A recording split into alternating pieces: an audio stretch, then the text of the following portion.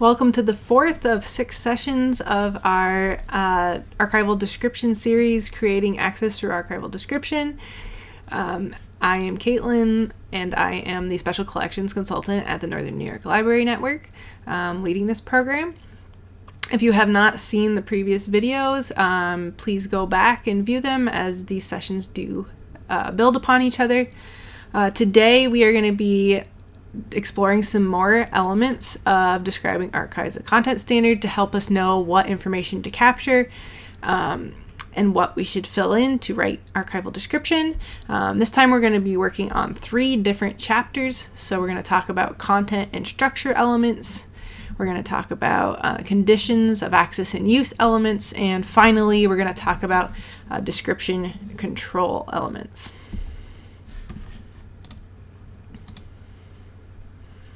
So let's just kind of remember where we are.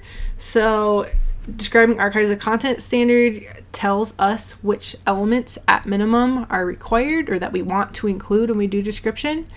The ones on this slide that have the line through them are things that we've already talked about in previous sessions, just to get an idea of how much we've been through and how much is left to go. The things highlighted or bolded and in dark blue on the screen are what we'll be covering today. So those 3 chapters that I just mentioned. So just to give us an idea of a roadmap of kind of where we've been and where we're going. And again, we are focusing on the requirements for single level description. So it's kind of describing one chunk of materials or one type of material, only one level of detail. And as we've done in all the other sessions, we are going to be learning about these elements through examples. So 2 specifically, one that's already a described collection that has been put together by the Library of Congress in the form of a finding aid, so a tool to help us know what's in their collection. And that's about Diana Denny, who is a caricaturist. I don't know if that's a word, but it is now. An illustrator. And we're also going to be looking at a collection I made up with the help of AI about Desilu Studios, so a television studio in Hollywood in the 1950s and 60s, so that we kind of have unstructured data to work through to figure out what pieces are important to pull out. So as I mentioned, we're going to be talking about 3 different chapters today, so of elements. So we're going to start with the content and structure elements. And that is chapter 3 if you're looking at the DACS guide. So as a reminder, I'm going to jump over to DACS. We're starting with 3.1 scope and content. And again, I've distilled information here, but just as a quick review, let's go to DACS. Navigate down the table of contents to chapter 3. 3.1, we see that's required. We do see there is another element, but that's added value, so we're not going to worry about that for our purposes. So I'm going to follow the hyperlink by clicking on it.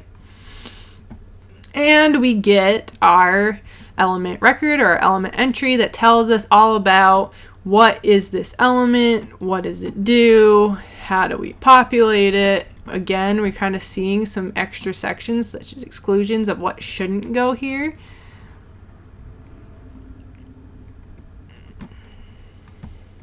So this is interesting from last time.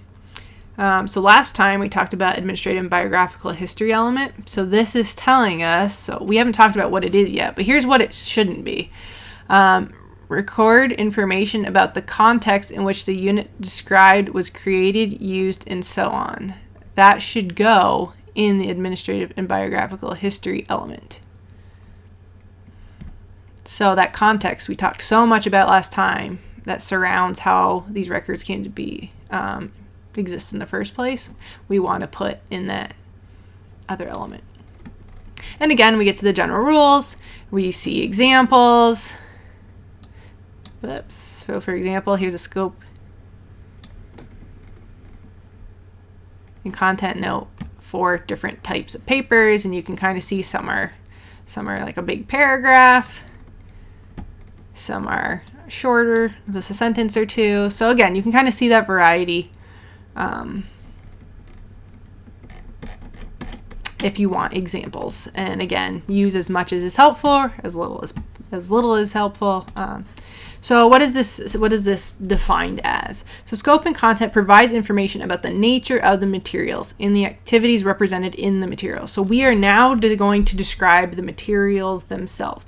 If you open the box and look in it, what are you actually going to find?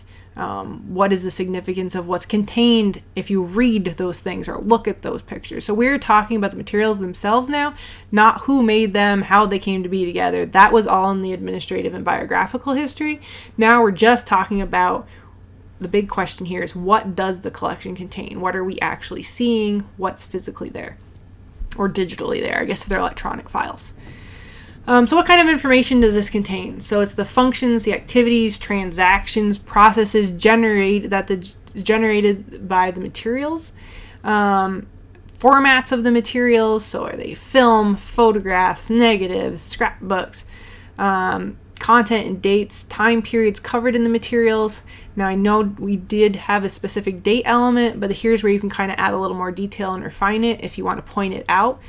Because again, this is going to kind of be like a little paragraph or a summary. We can talk about the places that are represented in the materials. Again, everything's focused on the materials and what they have, contain, say. And finally, what subject matters in there that people might care about. So let's go to our Diana Denny example to see how scope and content, what her scope and content note describes that the Library of Congress wrote. Scroll down. We see all kinds of other categories, but that's not what we're looking for right now. So here we go, scope and content note. So what does it sound like when we see a scope and content note?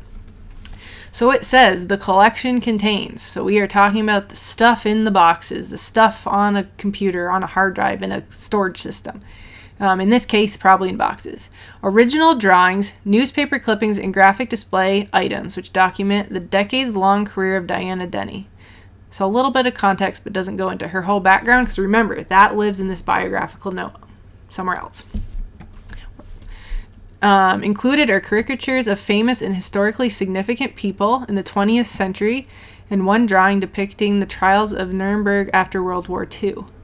So they're pointing out, what are the highlights of this collection? What do you want to, what's in it? What's kind of highlight things that really might draw interest? Really significant, rare, things like that. Denny depicts leading mostly American politicians in the late 1940s into the early 1960s. So this is giving us more context about the materials themselves and what exactly is drawn on them. These include memorable portrayals of Nazi and American generals of World War II, world leaders, U.S. presidents, actors, writers, athletes, among others. The collection includes strong or unusual portrayals of Emperor Hirohito, Raúl, and Fidel Castro. Then it goes on to list some other notable people, including Winston Churchill, as well as images of prominent women such as Eleanor Roosevelt, Pat Nixon, and Evita Peron. So what did that just tell us? It gave us tons of information, but in a very brief, kind of concise snippet. So we know what format the materials are. We kind of know the types of people portrayed in this. They kind of gave us the highlights of some of the really noteworthy works that are in it and things that might kind of draw our attention. We know the time period it's in. So if we're somebody who's researching American politics or art in the 20th century, this would be a collection we'd probably be very interested in looking at. So it gives us enough clues that depending on what our use is, we have a few different categories of information that could draw our interest to this. Okay, so if we move on to our second example, so that Desilu, the television production company example, how do we decide what to write out of this group of information just about the stuff? So I went through and I did a little bit of highlighting. So we know we want to definitely capture either functions of the organization. We want to point out any kind of highlights of things that are really special. We want to point out time periods in case that's helpful. So thinking about the Diana Denny collection, we want to point out similar things. We want to point out time periods, we want to point out highlights, we want to point out the type of functions that this place served. So a researcher or someone can know generally what it's about and learn enough to know if they want to look at it more. So here's just one example of how a scope and content note for this could be written. It could be shorter. It could include other things. Again, there's not one right way to do it. Here's just an example.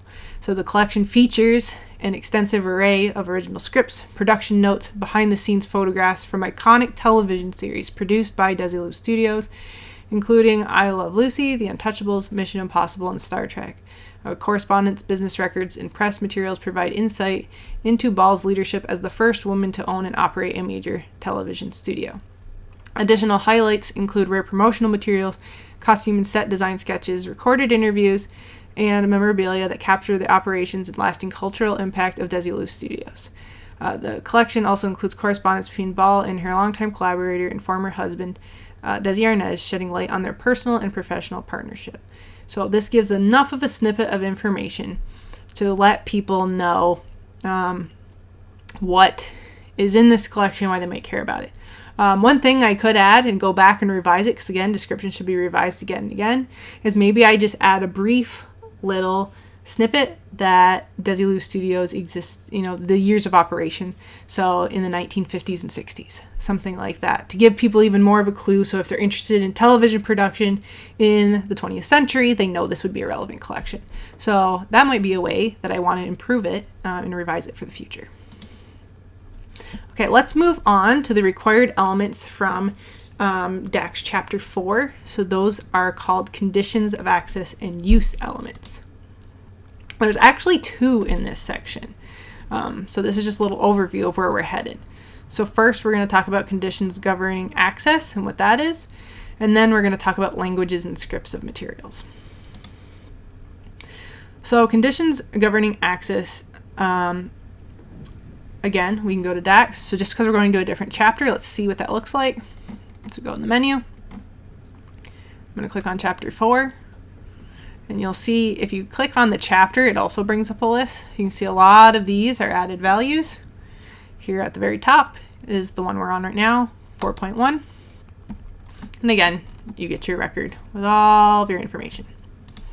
So distilled down, what is it? It provides information about access restrictions due to the nature of information in the materials being described. So the big question is, what restrictions on access exist? And again, you'll see if you look at the DACS record that there are exclusions of what kinds of restrictions are going in this category, because there's technically other categories to capture other types of restrictions or things that could prevent someone from looking at it or accessing it. So this one's really focusing on the content of the material. So what information could this contain? Where could this information be coming from? So this could be coming from something like a deed of gift, if restrictions were put on how long something's kind of locked away and can't be looked at by someone, either because it's sensitive or they wanted some privacy, or there's all kinds of reasons people put restrictions on things. The repository itself could place restriction on certain categories of information, just to maintain good relationships with the community, to try to stay out of getting into legal troubles, or there's all kinds of reasons that people, an institution could decide, actually we don't want to put this information in people's hands yet. And then of course there's also legal implications, statutory and regulatory requirements of things that you can't release for a certain amount of time period. So there's something called personal identifiable information, PII.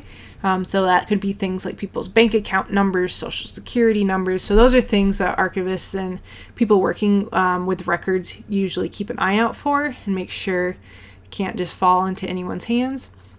There's also things, if you're in education, there's something called FERPA, Federal Education. It's a Federal Education Act to protect students' privacy, student numbers, all kinds of things like that. And there's also something called HIPAA. So that has to do with healthcare information, to protect people's medical records and healthcare information, especially while they're alive, particularly while they're alive. And then there's tons of other requirements that might be at either a local level, a state level, a federal level, that you may want to be cognizant of and have to comply with. So let's look at the Diana Denny collection once again and see, let's just scroll to the top so we can have a neutral place to start, if there's any kind of access restrictions on this collection. So we see there's a couple different types of restrictions. We're going to focus on the access ones right now, though. Because again, some of these are added value elements, so you don't have to have them, but you can if you need to. So here's an access restriction. So in this case, it says the Diana Denny caricature and illustration drawing collection is open to research. What does that mean? It means there are no restrictions on this. We can view all of it or any of it that we're interested in if we request it. So easy peasy. So let's look at our Hollywood example and just consider what restrictions we may want to put on it. So if we get a little closer, okay, there's nothing that says it's marked as confidential. There's nothing that point blank says it is restricted. But just working at our institution, we know there's certain things we should comb for. So something that stands out to me right away is, okay, there's business records, which depending on what kind of records those are, they may have things that we need to kind of protect a little bit extra. So for example, we know there's personnel files. So if those are things like applications or insurance things or anything that are those types of forms, they could have that personal identifiable information on them that I was talking about. So social security numbers, people's addresses, and some information is public knowledge anyway. So like an address you can find pretty easily, but especially like social security numbers, things like that, bank account numbers, we want to protect those on behalf of people. There's also contracts, so that may have legal implications. It may have more of that confidential information in it. Then there's also financial records of the company, so there could have been bank accounts, bank account numbers, all kinds of transactional information that could be more sensitive. So we just want to be aware that that's there and keep in mind, usually you'd want to do a closer inspection to decide if it's something you need to kind of protect or not. And then finally, we see in the fifth box, the rest doesn't seem too concerning. It's film footage. It's a lot of things that were probably public anyway.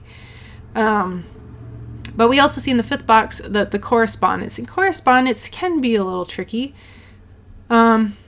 So we see that the correspondence, the letters between Lucille Ball and her husband, contain some professional content of professional nature, which goes along with the company, so not too concerned about it. But it also says personal nature.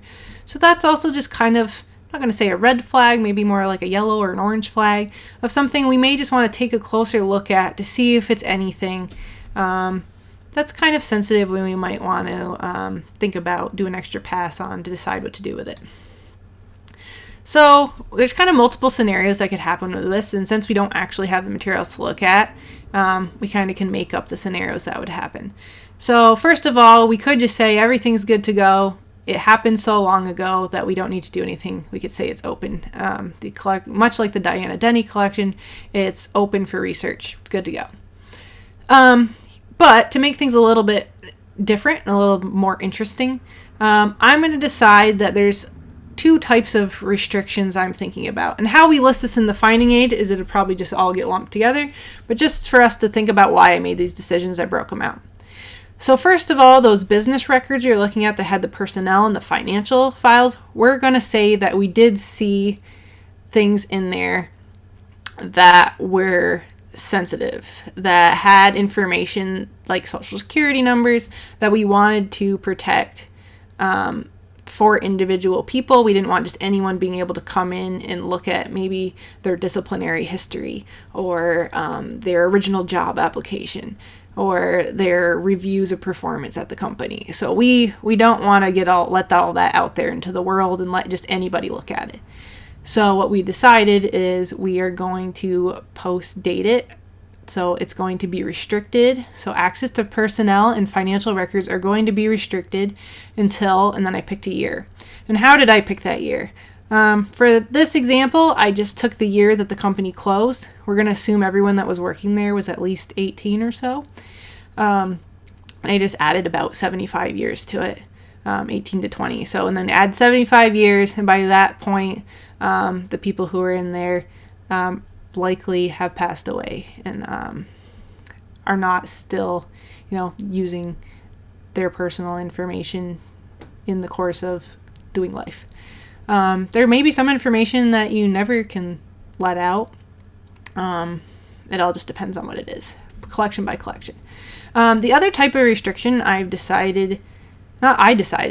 we're going to pretend whoever gave us this collection decided that there is some very personal things written in the letter between Lucille Ball and Desi Arnaz, and while the family is still alive, so maybe Ball and Arnaz themselves, depending on when this collection came in, or their children, so they have a daughter that's still alive, maybe they decided that they didn't want the whole world knowing their personal business of some of the things they discussed in their letters.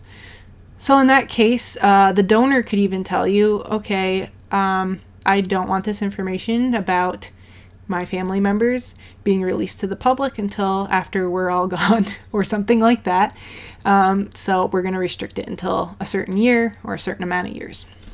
So in this case, we said that access to the correspondence in the Ball Arnaz file is restricted until 2050. Okay, the next element in Chapter 4 is languages and scripts of the materials. So what is this? This is going to identify the languages or the scripts and the symbols that are used in the materials being described. So we're going to look at the materials themselves and figure out what language would you have to understand or be able to read to use it. So it's pretty simple. The only thing we need to know is we have to figure out what language is in the materials, or scripts in this case. And we're going to give researchers a heads up about that. So if we go back to the Denny collection, we see right under collection summary, it's one of our main categories, language. Collection material is in English. So if we speak English, mostly read English, then we're all good to go. We can understand it. If we go to our Hollywood example and we skim to see, do we know anything? Yes. It told us that most scripts, and in this case, I'm just going to expand it to materials, are in English. It was created in a studio in the United States.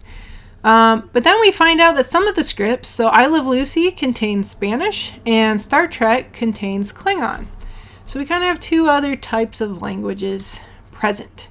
So what do we know? We know the majority is in English, and we also have two other languages in pieces of the material. So how are we going to tell researchers about this? We're going to tell them that most of the material is in English, and then we're going to tell them specifically some materials, so the scripts specifically, some of them contain Spanish and Klingon. And why is this important to tell researchers? Well, if they want to study it and they can't understand what it says, they may need a translator to come with them. They may choose to pursue research in a different way. So anyway, they may need some tools to be able to use it, so it might be nice to have a heads up of what it exists as, how they need to interact with it. Technology is getting a lot better, so now there's all kinds of tools on our phones and in technology that can help you translate yourself. So it's just helpful for a researcher to kind of know what they're getting into and how they might be able to use it. Okay, and finally, we are moving on to the third chapter that we're going to go over today, the third type of element, and that's about description control. So just to see, because this is kind of way down the menu, if I come down the menu on the side here, we're going to go to Chapter 8, and you'll see there's some elements here, and we are talking about the description control element. Whoops. No, we're not. Sorry. Let me back up. We're talking about the right statement for archival materials. And see, it says here, single level, which is describing one group, like we are, And it does suggest that it's required, again, if we know the information we have. So what is this? It identifies the conditions under which the archival description itself is available for use and reuse. So what we're actually writing, what we're describing about the collection, for example, that finding aid from Diana Denny, how can that be used? So think of it like, how can the description be used or reused? And almost like a copyright on the actual description itself, not the materials, the description of the materials. So I'll be honest, this is something I have not used very much so far. So first we're going to start by looking at the Diana Denny collection. Then I'll show you, so since this isn't something I was familiar with, I will show you how I figured out what to do, because that happens a lot. Each collection is kind of unique. Okay, so we are looking for, does the Library of Congress tell us how we can use this description? So it tells us who made it and when. So the finding aid, so this thing was made by the Prints and Photographs Division 2021 and revised in 2021.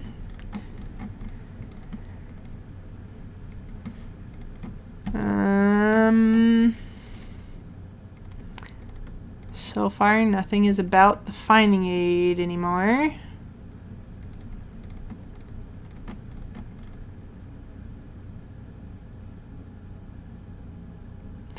See, we have a little bit here, but that's about the materials, so that's not what we're looking for.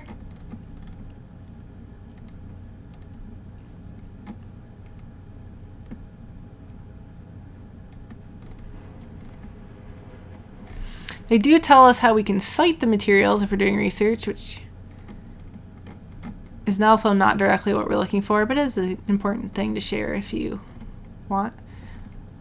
Alright, so they don't actually tell us, or at least if they do, it's not in each individual finding aid. Maybe they have it on the Library of Congress's bigger website about all their finding aids, but at least in this level, we don't see anything that looks like that.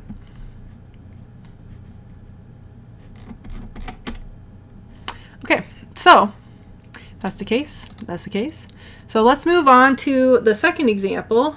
So now we're going to kind of learn together because, like I said, I haven't used this element a lot. So how do we know what to write? So that's when we're going to go back to DACS and have it help us. So sources of information. So let's figure out, where do we find this out? Take the information from institutional policies and, if applicable, the rules governing the licensing source or rights jurisdiction.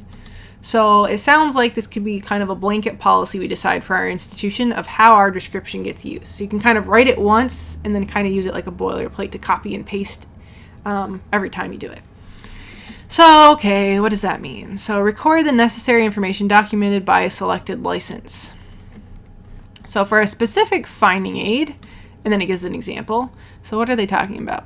So except where otherwise noted, the guide for this specific collection at this specific institution is licensed under, we're talking about Creative Commons licenses or whatever other type of license you want. Of, again, kind of the copyright on how can your description be used. So you can do this at a finding aid level, or you can do this at a repository level, so you can say it for the whole institution. It'll apply to every finding aid that you make. So when I need information that I have not already made for myself, a lot of times what I will do is I will go on a little hunt, and I like to look at what other institutions are doing and what language they're using, and I look at institutions that are similar in size to myself, also a little bit bigger, and then you can always scale it down. So just kind of look around, see what other people are using for language, look at other examples of how people are writing this. So in this case, I'm just going to use these examples because I like them. They apply to what I want to do. So you'll see here they're very similar, but I just tweaked them for my institution. So if I wanted to do it just for the finding aid level, which you can see in that top example, so for the Desilu finding aid, we're going to say, except where otherwise noted, the guide to the Desilu Productions records by the Museum of Entertainment History is licensed under, and then I picked the Creative Commons license that the example used. If I wanted to do it at an institution-wide policy, then much like the example, we can say something like pursuant to the open metadata policy. So this maybe is a policy that I have at my institution. The Museum of Entertainment History makes this set of records. So bibliographic, if I had catalog records, say, and metadata that it contains, available to the public under this other thing. So again, you kind of can decide this once and then just use it and reuse it and reuse it. So that is the end of our topics for today. Just to recap, we talked about 3 different chapters, Chapter 3, Chapter 4, and Chapter 8 of DACS, which covered elements for scope and content, conditions governing access, languages and scripts, as well as those right statements, or like the copyright for the description itself. So this week during our live class, we are going to look at examples of description, as well as unstructured data to make our own description for these specific types of elements. And for those of you who are just joining along in these pre-recorded videos, I will see you next time.